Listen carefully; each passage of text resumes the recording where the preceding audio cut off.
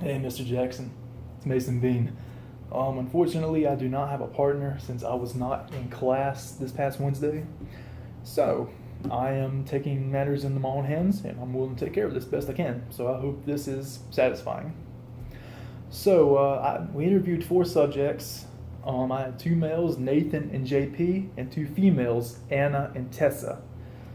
Okay, so the males were kind of similar with their responses in regards to these 4 questions. It was kind of ironic. They were both very, very similar in nature.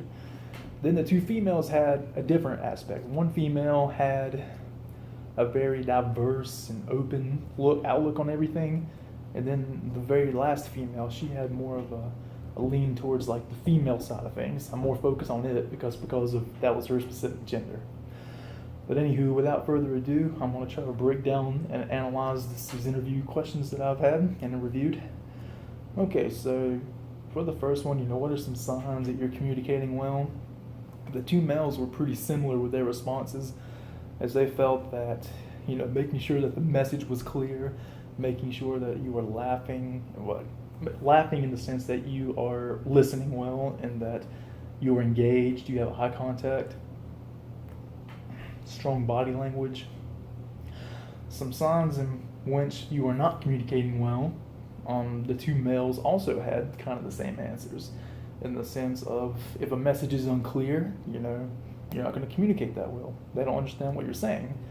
And JP took special note to, you have a negative body language. So he said if I was sitting like this talking to you, not making eye contact with you, or finding excuses to leave the conversation, like, hey, I gotta go, or yeah, something like that. So for the third one, how do women and men communicate differently? Okay, the 2 males were similar again.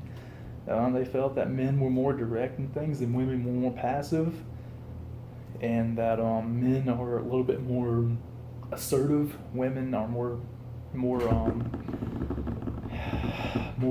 laid back about things. That was their takes on it.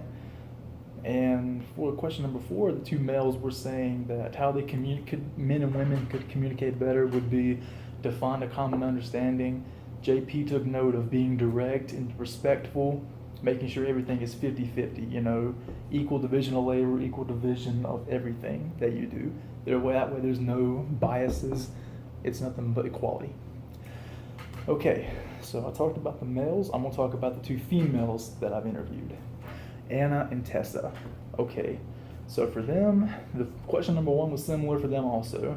They felt that eye contact was a good thing. Anna took special note of active listening and having an open mind. Tessa was more focused on having a conversation that required some sort of engagement, as in, having like open-ended questions or an open-ended conversation. That way someone can possibly relate something back to you. Question number 2, Anna said that men tend to kind of raise their voice. Excuse me, I'm sorry, not men, but if you're not communicating well, she was saying that people will raise their voice. People can't not relate to something. They'll be rude and inconsiderate. They'll be biased towards your conversation. And Tessa kind of said the same thing. If that person could be annoyed, it could be disrespectful, there could be some sort of conflict in the conversation. For number 3, Anna said it's very diverse. That was a good answer, by the way. Very diverse, that there shouldn't be a communication assignment for each gender, as everyone's different in their own way. I thought that was an excellent answer. That was honestly the best answer I think I've ever heard to that question. Tessa said that females can kind of overdo it a little bit. They get a little bit deeper in their thoughts, and that men are very superficial about it, depending on the situation or who they might be. But they're being in a stereotypical sense of being. And for question number 4, how good communicators, not how good communicators, but how you can build a communications between men and women would be that being understanding, being strong in communication skills, trying to be open-minded, be mindful of the other person's feelings and how they stand on things, That's what makes a good communicator, according to Anna. And to Tessa, it's being understanding and open. Now, I would like to talk about some qualities that could affect communication. That would be having strong eye contact as one. Body language is strong. If you're happy, have a happy tune.